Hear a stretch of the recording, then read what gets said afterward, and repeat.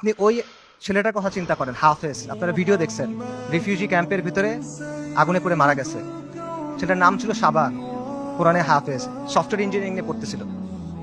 আপনারা রুহ আর রুহ রিমের কথা চিন্তা করেন, ওই যে ছোট্ট মেয়েটা বিল্ডিং ধসে গেছে, মারা গেছে, তার দাদা তার ডেড বডি বুকে নিয়ে বলতেছে রেম, রুহ আর রুহ।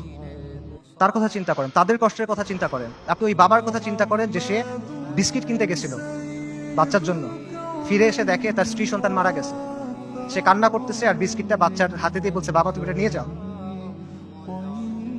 আপনি মার কথা চিন্তা করেন যে বাচ্চার জন্য আটা আনতে গেছে, কারণ বাচ্চা ক্ষুধায় কাঁদতেছে, বুঝে না তো, আটা আনতে গেছে, এসে দেখে সবাই মারা গেছে।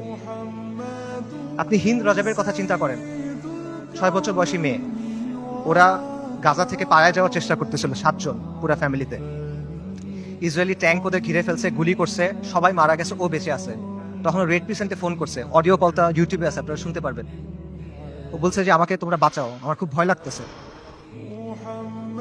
ও সব পাশে সবাই মারা গেছে, বাবা মা সবাই মারা গেছে, 6 বছর বয়সী একটা মেয়ে।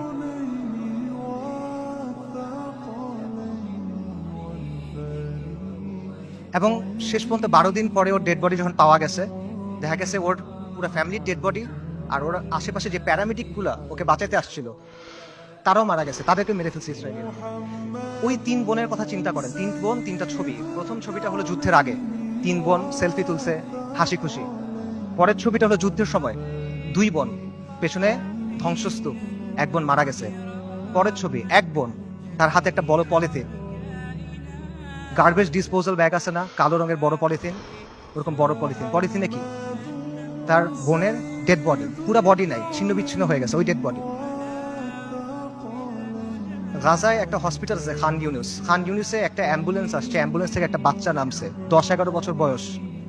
ওর কাছে একটা ব্যাকপ্যাক, ওখান থেকে রক্ত পড়তেছে। আল জাজিরা সাংবাদিক জিজ্ঞেস করছে যে এখানে তোমার এখান থেকে রক্ত পড়তেছে কেন, তোমার ব্যাগে কি? বলছে আমার ভাই।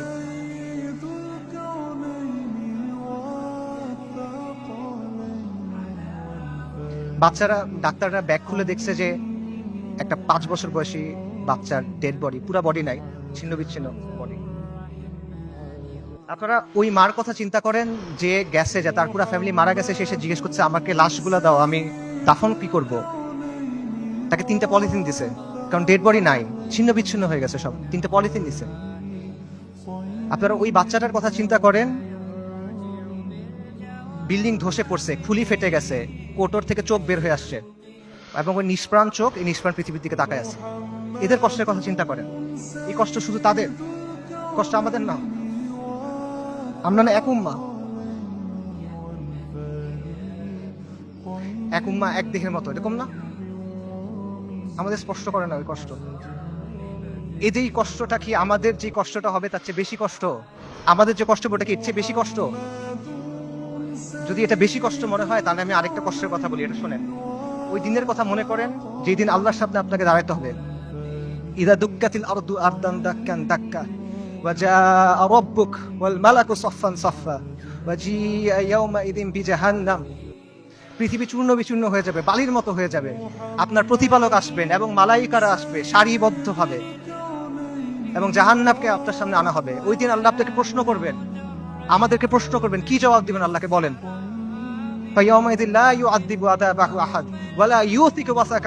আল্লাহ ওই দিন যেভাবে আযাব দিবেন ওভাবে আর কেউ দেয়া নাই। আল্লাহ ওই দিন যেভাবে বাঁধবেন ওভাবে আর কেউ বাঁধে নাই। কি বলবেন আল্লাহকে তখন? আল্লাহ আপনাকে যদি জিজ্ঞেস করেন তুমি কি করছিলে, আপনি কি জবাব দিবেন বলেন? এই কষ্ট বেশি না দুনিয়াতে আপনার যে কষ্ট হবে সেটা বেশি?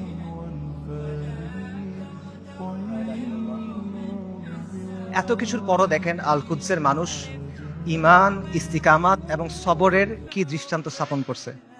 একজন বৃদ্ধা বলতেছে আমাদের জান, মাল, সন্তান সবকিছু আল্লাহর জন্য কুরবান। মৃত্যু যদি আল কুদসের জন্য হয় তাহলে এটা সুন্দর মৃত্যু, ইনশাআল্লাহ কিয়ামত পর্যন্ত আমরা রিবাদ করে যাব। এটা সস্তা কিছু না, এটা রাসূলুল্লাহ সাল্লাল্লাহু আলাইহি ওয়াসাল্লামের ইসরা ওয়াল মিরাজের জায়গা। আমরা বাইতুল মাকদিসের অধিবাসীরা প্রস্তুতি আছি, কুরবানি করার জন্য প্রস্তুতি আছে, যত কুরবানি লাগে আমরা করব। ওই বাবার কথা চিন্তা করেন, হাসপাতালে একই দিনে 2 বাচ্চা মারা গেছে, 2 ছেলে মারা গেছে। উনি বলতেছেন আলহামদুলিল্লাহ, এটা জিহাদের ভূমি, এটা রিবাতের ভূমি, আমাদের যা কিছু আছে সব আল্লাহর জন্য। আল্লাহ আমাদের খালেক, উনি আমাদের তৈরি করছেন, উনি আমাদের পাঠাইছেন, উনি নিয়ে যাবেন, ওনার যা খুশি উনি করবেন, আমরা এটাতে খুশি, আমরা এটার উপর সবর করব। বান্দা যখন বিপদের মধ্যে পড়ে ওলামায়ে কেরাম হাদিসের আলোকে বলছেন যে বান্দা যখন বিপদের মধ্যে পড়ে তখন আল্লাহ এটার মাধ্যমে তার সগীরা গুনাহগুলো মাফ করে দেন অথবা তাকে পরিশুদ্ধ করেন, কারণ আল্লাহ তাকে আখিরাতে বড় পুরস্কার দিতে চান। আমি মনে করি আমাদের গাজার ভাই বোনদের সাথে, ফিলিস্তিনের ভাই বোনদের সাথে এই বিষয়টাই হইতেছে।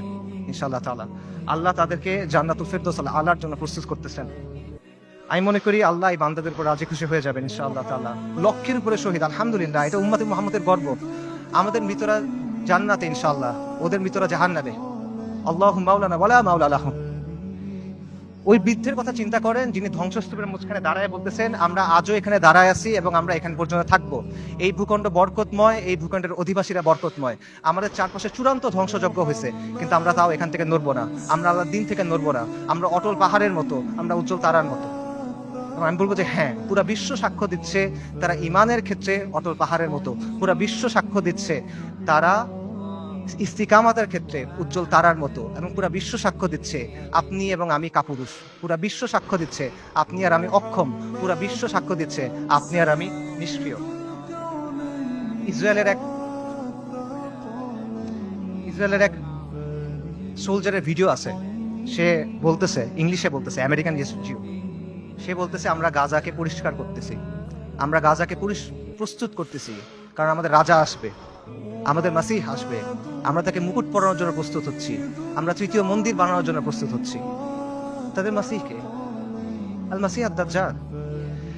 বনী ইসরাইল মসজিদ আল আকসার সামনে নাচতেছে, উল্লাস করতেছে, স্লোগান করতেছে, স্লোগান দিচ্ছে, তারা বলতেছে মুহাম্মদ মারা গেছে।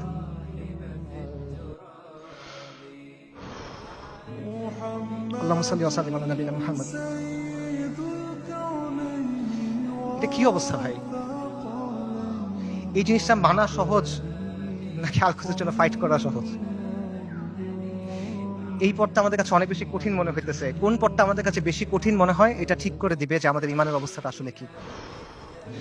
নবী সাল্লাল্লাহু আলাইহি ওয়াসাল্লাম তার হাদিসে বলছেন, আমি হাদিসের তরজমা বলতেছি, ইবনে উমর রাদিয়াল্লাহু তাআলা আনহু থেকে বর্ণিত, রাসূলুল্লাহ সাল্লাল্লাহু আলাইহি ওয়াসাল্লাম বলছেন, যখন তোমরা ইনার পদ্ধতিতে ব্যবসা করবে, গরুর লেজ আঁকড়ে ধরবে, কৃষিকাজে সন্তুষ্ট থাকবে এবং জিহাদ ছেড়ে দিবে, তখন আল্লাহ তোমাদের উপর লাঞ্ছনা এবং অপমান চাপায় দিবেন। সাদাকা রাসূলুল্লাহ। এর চেয়ে বড় লাঞ্ছনা আর এর চেয়ে বড় অপমান কি আছে? আর নবী সাল্লাল্লাহু আলাইহি ওয়াসাল্লাম বলছেন এই অবস্থা ততক্ষণ থাকবে যতক্ষণ না পর্যন্ত তোমরা তোমাদের দ্বীনে ফেরত আসো। সুনান আবু দাউদ। আল কুদস জিহাদের মাধ্যমে মুক্ত হবে, কিন্তু এই জিহাদের দরজা কেউ এসে আপনার জন্য খুলে দিবে না। আসমান থেকে ফেরেশতা নেমে এসে আপনার জন্য জিহাদের দরজা খুলে দিবে না। জিহাদের দরজা খুলতে হবে তাওহীদ আর হাদিদের শক্তি দিয়ে, খুলতে হবে না, ভাঙতে হবে। এটা এই রাস্তা আপনি মনে করতেছেন আল কুদস পর্যন্ত আপনার জন্য একটা লাল গালিচা বিধানো রাস্তা তৈরি করে দিবে যে ভাই আমি আল কুদসে গিয়ে জিহাদ করব। না, আপনার রক্ত, আপনার হাড়, আপনার মাংস, লাশের শাড়ি, ফুলির পাহাড় পার হয়ে আপনার আল-আকসা যাইতে হবে। এটা ছাড়া আর কোনো অপশন নাই। আল কুদসের দাম অনেক বেশি, এটা সস্তা না। বাইতুল মাকদিসের মানুষরা বলে দিছে আল্লাহ আপনি আমাদের কাছ থেকে নেন, যতক্ষণ পর্যন্ত আপনি খুশি না হন আপনি আমাদের কাছ থেকে নেন, আমরা প্রস্তুত আছি। এই কথাটা যখন আমরা বলতে পারবো এবং এই কথার উপর যখন আমরা আমল করতে পারবো, যখন আমরা বলবো ইয়া আল্লাহ আপনি নেন, ততক্ষণ পর্যন্ত নেন যতক্ষণ আপনি সন্তুষ্ট না হন, তারপর আপনি আমাদেরকে আল-আকসা দেন, তখন আল কুদস আপনি মুক্ত করতে পারবেন, রাগ পর্যন্ত পাবেন না। আল কুদস এমন এক দুলহান যার মাহার আমাদের রক্ত। আল কুদস এমন এক দুলহান যার মাহার আমাদের রক্ত। মাহার পরিশোধ করা ছাড়া কোনো বিকল্প নাই, কোনো বিকল্প নাই। আল্লাহ আযজা ওয়া জাল্লা আল কুদসকে মুক্ত করার প্রক্রিয়ায় শামিল হওয়ার তৌফিক দান করেন। আল্লাহ আমাদের তৌফিক দান করেন আল কুদসকে মুক্ত করার।